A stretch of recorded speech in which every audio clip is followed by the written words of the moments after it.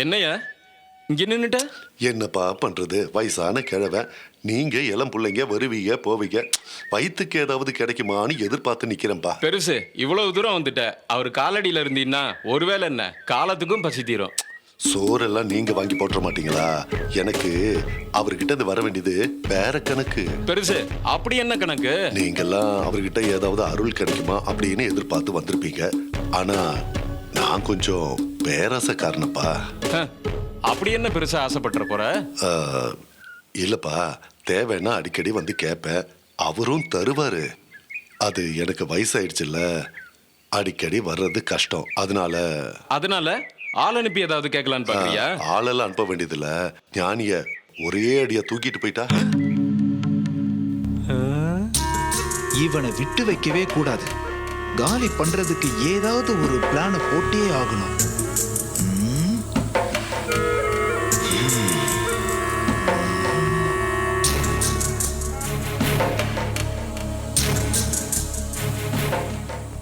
பெருசு என்ன சொல்லுது? உங்களையே தூக்கிட்டு போறதுக்கு தான் வந்திருக்காராம்.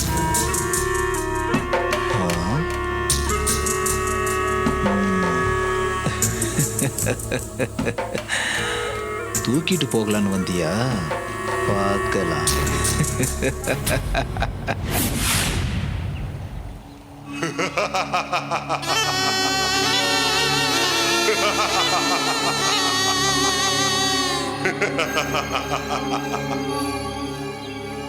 என்ன ஆனந்தா இந்த மொழி முழிக்கிற?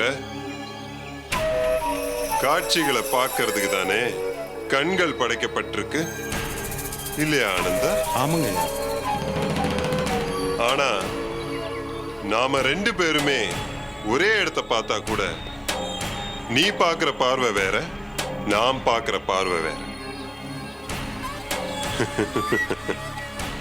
ஏன்னா நீ முகக்கண்களால பார்க்கிற, நான் அகக்கண்களால பார்க்கிறேன்.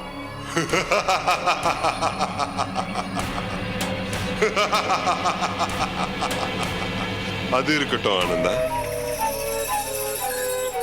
நான் இப்ப நம்ம வெற்றிக்கு இடைஞ்சலா இருக்கிற விஷயங்களை பத்தி சொல்ல போறேன். நீ கவனமா கேட்டு சொல்லுங்க ஐயா. நாகம்மா அவளோட அஷ்டபந்தன எல்லைக்குள்ள தன்னோட சக்தியை பரவ விட்டுருக்காளே, அது நம்மளோட முதல் பிரச்சனை. நந்தினிய வேற காணோம். அதனால அவளை வச்சு போட்டு வச்சிருந்த திட்டத்தை நிறைவேற்ற முடியல. இது நம்மளோட இரண்டாவது பிரச்சனை. நாம இதுவரை பார்த்த நந்தினி நாகப்பெண்ணா இருக்கிறதால உண்மையான நந்தினியை நம்ம கண்டுபிடிச்சாகணும். இது நம்மளோட மூணாவது பிரச்சனை. உண்மையான நந்தினிய நாம எங்கேயா போய் கண்டுபிடிக்கிறது? அதுக்கான வழிய நாம தேடி போக வேண்டாம், வழியை நாமளே உருவாக்குவோம். எப்படியா? உண்மையான நந்தினி இருக்காளே, அவ மானிட பெண் தான். அதனால அவளை ரொம்ப நாளைக்கு எங்கேயும் பதுக்கி வச்சிருக்க முடியாது. அவளை வெளியில விட்டு தான் ஆகணும். அப்படி வெளியே விடலைன்னா முட்டைக்கான நேரம் வந்துடுச்சுன்னா அது பறவையோட வயிற்றுல காத்துக்கிட்டு இருக்காது. அதே மாதிரி நந்தினி கட்டாயம் வெளியே வருவா. நாம அவளை கண்டுபிடிக்கிறோம். ஒருவேளை அப்படி நந்தினி வெளியே வந்தா கூட நம்ம கண்ணில் படக்கூடாதுங்கிறதுக்காக நாகம்மா ஏதாவது திட்டம் போட்டு அவளை மறைச்சு வச்சா? போடட்டும் ஆனந்தா, போடட்டும். திட்டங்களை பார்த்தே வளர்ந்தவனா. எந்த திட்டம் செல்லுபடி ஆகும், எந்த திட்டம் செல்லாதுன்னு எனக்கு தெரியும். இப்ப நான் ஒரு திட்டத்தை சொல்றேன், கேளு. சொல்லுங்கய்யா. உண்மையான நந்தினி இருக்கிற இடம் நாகம்மாவுக்கும் நாகம்மா மூலமா ராமையனுக்கும் செல்விக்கும் தெரிஞ்சிருக்கும் இல்லையா? ஆமாங்கய்யா. அப்படின்னா எப்படியும் ஒரு நாள் நாகம்மாவோ நந்தினியோட அப்பா அம்மாவோ நந்தினியை பார்க்கறதுக்காக நந்தினி இருக்கிற இடத்துக்கு போய்தான் ஆகணும். ஆமாங்கய்யா. அப்படி அவங்க போகும்போது நாமளும் பின்னாடியே போயிட்டா நந்தினியை கண்டுபிடிச்சிட முடியும் ஆனந்தா. ஆமாங்கய்யா. ஆனா ஒரு சின்ன சந்தேகம். என்ன சந்தேகம்? சொல்ல ஆனந்தா. நாகம்மா அஷ்டபந்தன எல்லை பூரா சக்திய பரவ விட்டுருக்கா. இந்த நிலைமையில நாகம்மாவோ நந்தினியோட அப்பா அம்மாவோ நந்தினியை தேடி போறத நம்ம எப்படியா கண்டுபிடிக்கிறது? இங்க வந்து உட்காரு, சொல்றேன். வா, வந்து உட்காரு ஆனந்தா, பயப்படாத.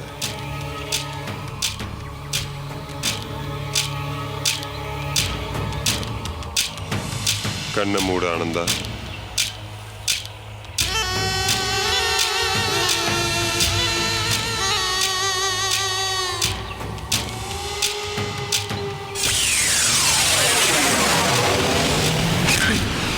ஆனந்தா, உன் மனச கவனி. எண்ணங்கள் அலை அலையா வந்துகிட்டு இருக்கும். வந்துகிட்டு இருக்கு இல்லையா?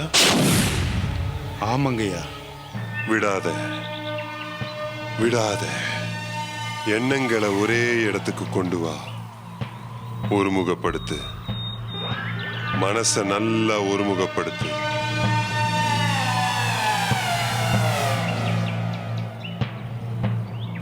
எண்ணங்கள் சிதறும், ஆனா விட்டுடாத. ஒரே மையத்துக்கு கொண்டு வா. உன் நெற்றியோட மையப்புள்ளிக்கு கொண்டு வா.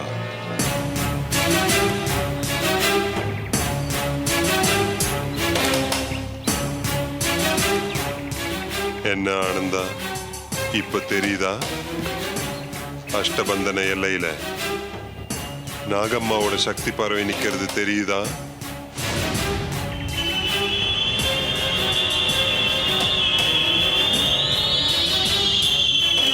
சொல்ல ஆனந்தா, தெரியுதா? சொல்லு. ஆமாங்கய்யா. ஒரு அரைக்கோள வடிவில தெரியுதா?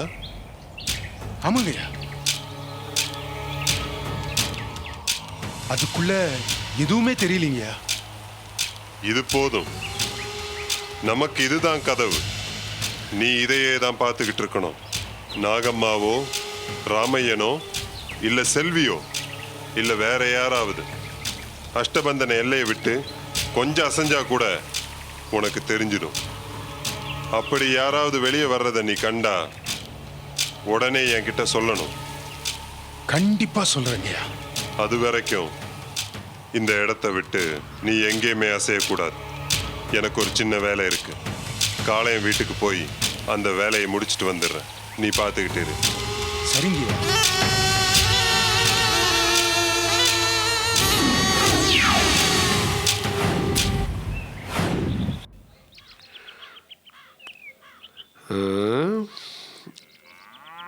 இங்கே சாப்பிட்டு போயிடலாம்டா. சரிடா, ஓகேடா. ஏன்பா எல்லாம் ஒண்ணா உட்காந்து சாப்பிடலான்னு பார்த்தா இப்படி ஊரை சுத்திக்கிட்டு வரீங்களே. நேரத்துக்கு சாப்பிடலன்னா வயிறு என்னத்துக்கு ஆகிறது? இல்லைங்கய்யா, அது எங்களுக்கு பழகி போச்சு. என் வயிறு பழகலையே. அறிவுள்ள நீங்களே இதை கேட்கலன்னா என் வயிறு கேட்குமா? டேய் வா வா வா, கை காலை கழுவிட்டு வாங்க, சாப்பிட போலாம். டேய் ஷூவை வாசல்லே கழட்டி போட்டு வாங்க.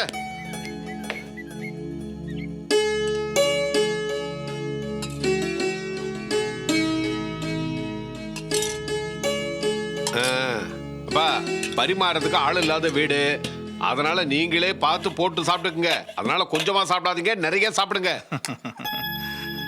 போதுடா. என்ன போதும்? போடு போடுறா. ஐயா, நீங்களே தான் சமய வேலை எல்லாத்தையும் பார்க்க வேண்டியிருக்கு. வேற என்ன பண்றதுப்பா?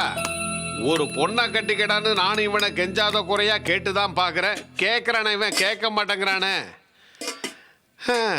தாயம்மா மாதிரியே இவனுக்கும் கல்யாண பாக்கியம் இல்லாம போயிடுமோ என்னவோ. அப்பா, தாயம்மாவை ஏன்பா இந்த விஷயத்துல இழுக்கிற? சும்மா இருப்பா நீ. சாம்பார் எடுப்பா. அவகிட்டையும் கல்யாணம் பண்ணிக்கன்னு எவ்வளவோ சொல்லி பார்த்தேன், கேட்க மாட்டேங்கிறாளடா. இந்த காலத்து பிள்ளைங்க பெரியவங்க சொல்ற பேச்சை என்னைக்கு கேக்குறீங்க? ஐயா, தாயம்மா மனநிலை சரியில்லாதவ, அவளுக்கு எப்படி கல்யாணம் பண்ணி வைக்க முடியும்? அருள் என்ன அப்படியா? இல்ல தமிழ், தாயம்மா நம்மள மாதிரி சராசரியா தான் இருந்தா. திடீர்னு தான் அவ மனநல பாதிக்கப்பட்டிருக்கு. என்ன சொல்றீங்க? என்னால் நம்ப முடியல. ஆமா தமிழ், தாயம்மா நல்ல புத்திசாலியான பொண்ணுதான். ஆனா யார் கண்ணு போட்டதோ தெரியல. பாவம், திடீர்னு தான் இப்படி ஆயிடுச்சு.